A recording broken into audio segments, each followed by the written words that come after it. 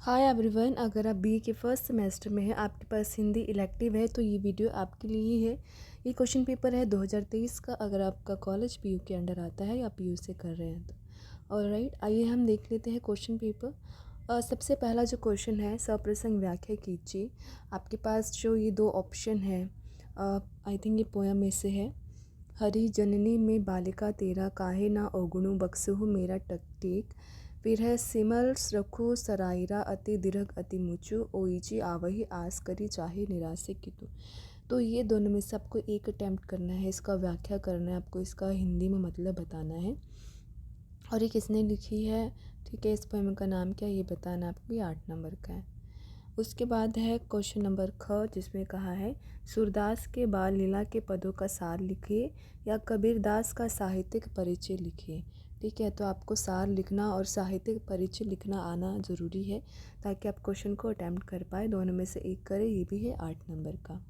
इसके बाद आता है क्वेश्चन नंबर सेकंड, जिसमें कहा है निम्नलिखित गद्यांशों में से किन्हीं दो की सप्रसंग व्याख्या कीजिए।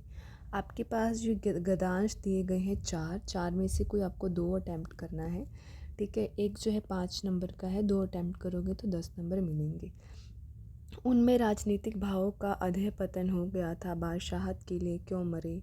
फिर है दूसरा, मैं नहीं जानती कि वे शहंशाह थे, साधारण मुगल पर एक दिन इसी झोपड़ी के नीचे बह रहा। और राइट, आप पूरा भी पढ़ लेना, मैं एक एक लाइन ही पढ़ रही हूँ बस। फिर है जिसका अंत करह कुढ़ रहा हो, जिसके नेत्र आंसू बरसा। उसके बाद है बूढ़े का दिल नाच उठा, दुनिया में इससे बढ़कर भी कोई प्रसन्नता हो सकती है। ठीक है, ये था। उसके बाद है ख, अममता कहानी का उद्देश्य स्पष्ट करना है और या फिर न्याय मंत्री कहानी का सार अपने शब्दों में लिखना है। ये है 6 नंबर का, दोनों में से एक अटैम्प्ट करना है जो आपको अच्छे से आता हो। उसके बाद है क्वेश्चन नंबर थर्ड, जिसमें कहा है निम्नलिखित में से किन्हीं 3 प्रश्नों के उत्तर दीजिए, शब्द संख्या 50 से अधिक ना हो। तो ये आपके पास जो क्वेश्चन है टोटल 6 हैं, जिसमें से आपको 3 ही अटैम्प्ट करने हैं, क्वेश्चन में लिखा गया है। तो पहला जिससे पूछा है, कबीर जी ने गुरु को भगवान से ऊंचा क्यों माना है। गुरु नानक देव जी ने कलयुग के विषय में क्या कहा है। भक्त रविदास की साखियों का सार लिखना है। मीर साहब की पत्नी कैसी औरत थी। हसना के चरित्र के बारे में लेखक ने क्या बताया है। सभ्य असभ्य कहानी का उद्देश्य यहाँ पे आपको स्पष्ट करना है। ठीक है, ये 3 अटैम्प्ट करेंगे तो आपको 9 नंबर मिलेगा। एक क्वेश्चन है 3 नंबर का। ठीक है, 3 + 3 + 3 9। उसके बाद है फोर्थ क्वेश्चन, आदिकाल के नामकरण के औचित्य पर अपने विचार प्रस्तुत कीजिए या फिर आपको आदिकाल की परिस्थितियों पर प्रकाश डालना है। यह है 7 नंबर का।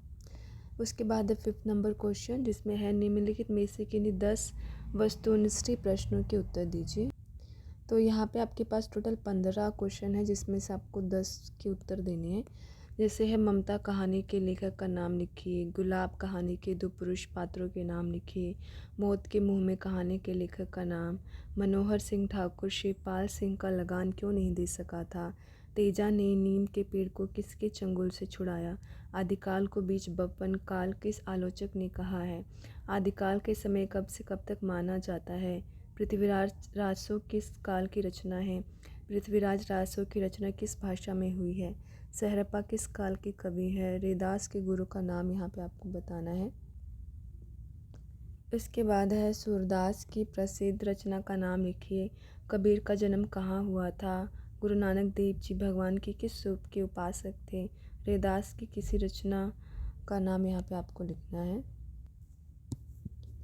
उसके बाद है क्वेश्चन नंबर 6, जिसमें कहा है कहानी के तत्वों पर प्रकाश डालना है आपको या कहानी के भेद उपभेदों की चर्चा करना है। यह है 7 नंबर का। ठीक है, उसके बाद है क्वेश्चन नंबर 7, निम्नलिखित में से किन्हीं 5 के विपरीतक शब्द लिखना है। जैसे अग्नि, अपना, उत्तीर्ण, कार्य, कार्य, सबल, मंगल। इनमें आपको जो है 5 के विपरीत शब्द लिखने हैं। ठीक है, इसके बाद है कि इन्हीं 5 के समानार्थक शब्द लिखना है। जैसे अंक, अमृत, उत्तम, कृपा, चतुर, जीव, पक्षी। इसके आपको यहाँ पे समान अर्थ लिखने हैं। इसके बाद है कि इन्हीं 5 अशुद्ध शब्दों को शुद्ध करके लिखना है। जैसे स्नान, कठिनाई, सामाजिक, पीताम्बर, भानु, इष्ट, भूख। ये अशुद्ध है, इनको शुद्ध करके आपको लिखना है यहाँ पे। फिर है कि किसी 5 वाक्यांशों के लिए एक शब्द लिखना है। जो नष्ट ना हो उसको क्या बोलते हैं, अनुकरण के योग जो है उसको क्या बोलते हैं, वर्षा की कमी पड़ती तो क्या बोलते हैं, बड़ा भाई आगे लिखा गया क्या बोलते हैं, आशा से बढ़कर क्या होता है। ये सारी चीज़ें यहाँ आपको लिखनी है। जो अपनी अपनी हत्या अपने आप करते हैं तो उसको क्या बोलते हैं, यहाँ पे लिखना है आपको। ये 20 नंबर का है। फिर है लास्ट क्वेश्चन आपके पास, किन्हीं 5 पारिभाषिक शब्दों को हिंदी में लिखना है, जैसे alteration, cancel, duration, entry, guidance, holiday. तो इनको आपको हिंदी में लिखना है। इम्पोर्ट, इशू, हिंदी में इनको क्या बोलते हैं इनके शब्द। तो ये था आपका क्वेश्चन पेपर हिंदी का इलेक्टिव का। अगर आपके पास बुक नहीं है तो मैं आपको लिंक दे दूँगी बुक डाउनलोड करने के लिए, PDF आप पढ़ सकते हैं। और क्वेश्चन पेपर की नीड है कमेंट में ज़रूर बताएं। Thank you, bye.